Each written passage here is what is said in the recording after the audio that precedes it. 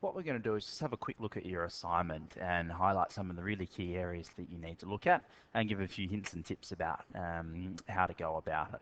So the introduction, as you've been given the sheet that you have, it's available on Moodle, talks about A and B have just taken out a loan to purchase their new home. Now A and B, the name's particularly boring, so please come up with some other names. Alex and Bernadette have taken out a loan to purchase their new home. They've borrowed an amount from a financial institution at the current variable rate. So straight away you can see, well, what is the current variable rate? And that's a little bit of research that you are going to have to do. One of the critical things about this assignment is that you include some references.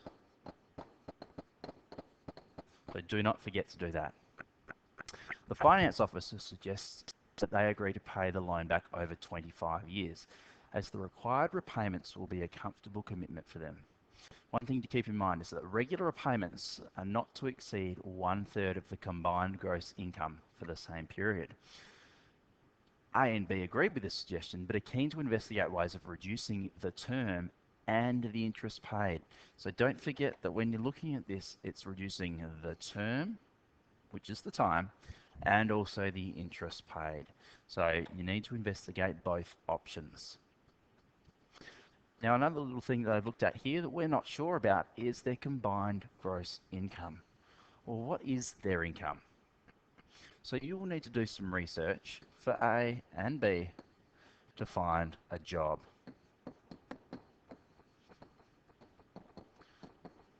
And do that for both. For example, if A earns $66,000 a year, and B earns $40,000 a year, their combined income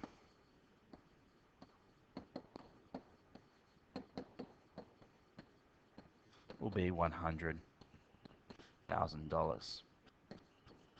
Now your repayments can't exceed 1/3 of this amount, so they can only put $33,333 towards their loan each year. Now in most examples you will see that you can repay your loan monthly, fortnightly, weekly. So in this instance, let's say that they're repaying that monthly. So they'll be able to put in $33,333 every month, which means their PMT value that they'll be able to put in, if I put that into my calculator, is equal to $2,777.75 per month. What you should not do, no, is find a house first. You need to find income.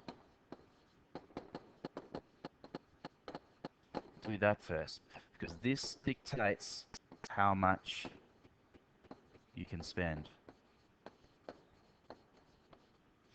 So if this is your PMT and you're doing it every month for 25 years, you need to solve for your future value. How much, oops, sorry, scratch that. You need to solve your present value, because remember, it's a loan. Your future value is going to be zero. You're paying it all back. How much can you borrow now? So you can solve for your present value to find out how much you can have. That's the first thing. What I don't want you to do is go off and find a house and say, oh, this is how much it's going to cost. That's not the way to do it. Find your jobs, make them realistic, because remember, you're judged on the reasonableness of this scenario. $60,000 and $40,000 are reasonable amounts for your first incomes. I don't want to hear that you're earning $120,000 as your first job, because that's not really realistic.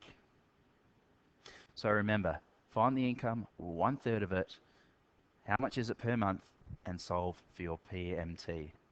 Use that value to find how much you're allowed to borrow from the bank. The next part is to look into the loan. So how can you reduce, like we said back here, reduce the term, so the time it takes, as well as the interest paid. How can you reduce that? So you might do that by looking at increasing the size of the regular payment. What happens if you add a lump sum in? What happens if you change the timing of the regular repayments? PY. Whoops. What happens if you change PY? What happens if you change the time of the loan? Or make it longer?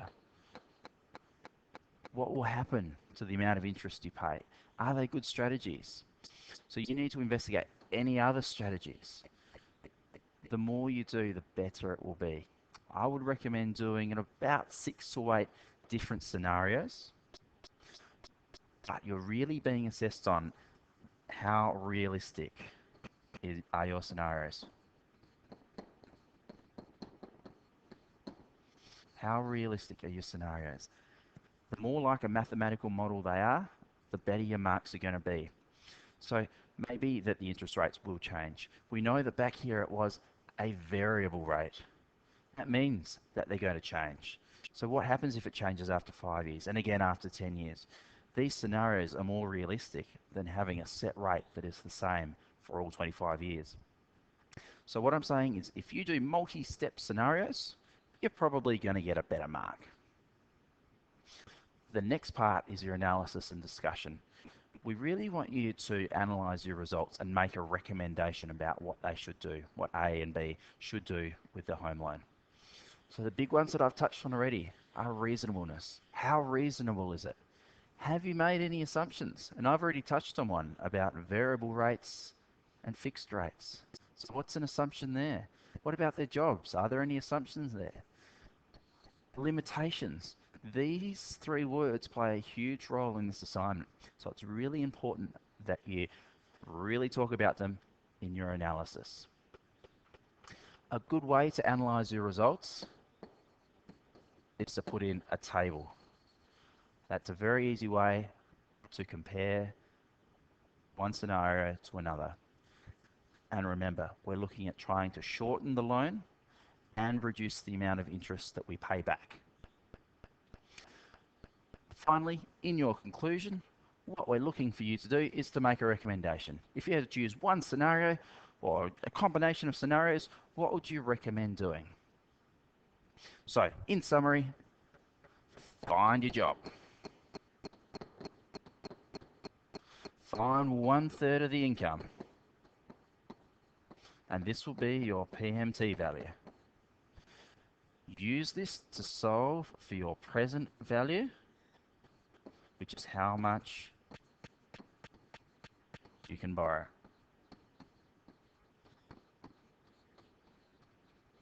And then change the variables